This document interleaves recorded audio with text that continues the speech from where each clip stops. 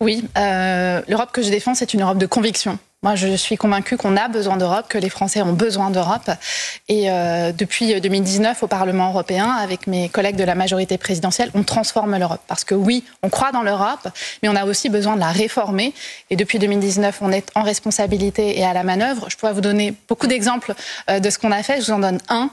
Il y a 5 ans, l'un des points qui faisait l'actualité de cette campagne, c'était le fameux plombier polonais. Qui parle encore du plombier polonais ? Plus personne, tout simplement parce que sur ce mandat-là, on a résolu le problème pour s'assurer qu'à travail égal, salaire égal sur un même lieu de travail. Donc cette Europe, c'est une Europe de conviction, avec la certitude et la conviction que c'est en renforçant l'Europe qu'on renforcera la France, et évidemment avec cet enjeu de la réformer de l'intérieur. Réformer de l'intérieur, dites-vous. Donc quand vous dites qu'il faut plus d'Europe, c'est pas plus de l'Europe telle qu'elle est aujourd'hui, c'est pas plus de l'Europe de Madame von der Leyen, si je vous entends bien, c'est une autre Europe, vous aussi. C'est plus d'Europe et mieux d'Europe.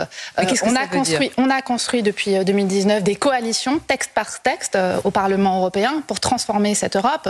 Je vais vous donner quelques exemples de ce qu'on a fait. Par exemple, la régulation des géants du numérique pour s'assurer que quand les enfants vont sur Internet, ils ne sont pas soumis à des fake news ou à des contenus haineux. C'est une régulation qui est inédite au monde. On a fait le chargeur unique, par exemple, sur les téléphones pour qu'il y ait plus, on soit plus embêté entre 15 chargeurs différents selon les outils qu'on a à disposition.